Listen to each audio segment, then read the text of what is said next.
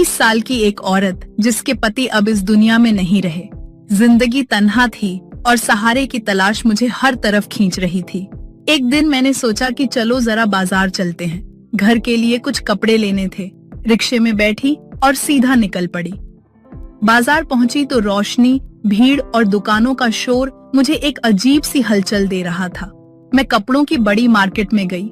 वहाँ एक दुकान थी जहाँ पर एक बूढ़ा आदमी बैठा हुआ था। चेहरा झुर्रियों से भरा मगर मुस्कुराहट ताजा नींबू की तरह चमकदार। मैंने झिझकते हुए कहा, भाईजान जरा ये कपड़ा दिखाइए। उसने हंसते हुए कपड़ा मेरे सामने फैला दिया और बोला, अरे बहन जी, ये तो रानी लोगों के पहनने का है। आप पहनेंगी तो पूरा मोहल्ला जल जाएगा। मैंने हंसकर कहा, अच्छा पहले इसकी कीमत बताइए। उसने बड़ी चालाकी से आंख दबाकर कहा, कीमत थोड़ी ज्यादा है मगर आपकी मुस्कान पर तो आधा भी छोड़ दूं। मैं कीमत सुनकर दंग रह गई। इतना महंगा? ये तो मेरी जेब से बाहर है। वो मुस्कुराया और बोला, अरे आपके जैसी हसीन औरत के लिए तो मैं मुफ्त भी कर दूं, बस बदले में थोड़ी सी दोस्ती चाहिए।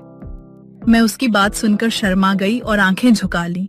दिल ही दिल में हंसी भी आई कि ये बूढ़ा आदमी भी क्या मजाक करता है, मगर उसकी बातों में ऐसा डबल मीनिंग था कि समझ नहीं आ रहा था कि सच में मजाक है या इशारा।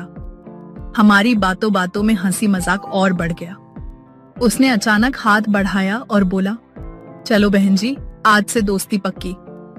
मैंने भी मुस्कुराकर उसका हाथ थाम लिया। एक गर्मजोशी का एहसास हुआ। फिर उसने कई कपड़े बिना पैसे लिए मेरे हाथ में थमा दिए।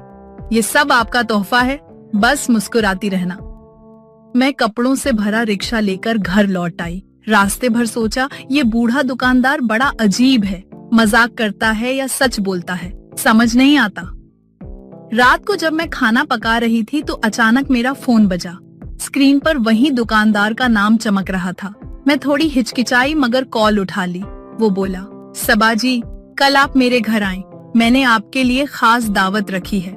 मैंने हंसकर कहा, दावत? मुझे? किस खुशी में?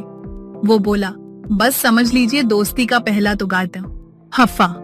दिल में हल्की शर्म, हल्का डर और हल्की खुशी थी। मैंने हाँ कर दी। अगले दिन मैं सुबह के टाइम में गांव से निकली और उस दुकानदार के पास गई। वो मेरा इंतजार कर रहा था। मैं जैसे ही पहुंची तो वो खुश हुए और कुछ बातों के बाद उसने खाना लगाया। मिलकर खाना खाया, गपशप की।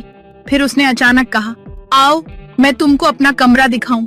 वो मुझे अपने कमरे में ले गया और जल्दी से उसने दरवाजे की कुंडी बंद कर दी। फिर उसने मेरी ठुकाई कर दी। मुझे बहुत अफसोस हुआ कि ये दोस्ती तो भाई और बहन के रिश्ते की थी, पर उसने मुझे जिस तरह दुखी किया उसकी उम्मीद न थी। अब आप बताइए कि मेरा कसूर या है उसका।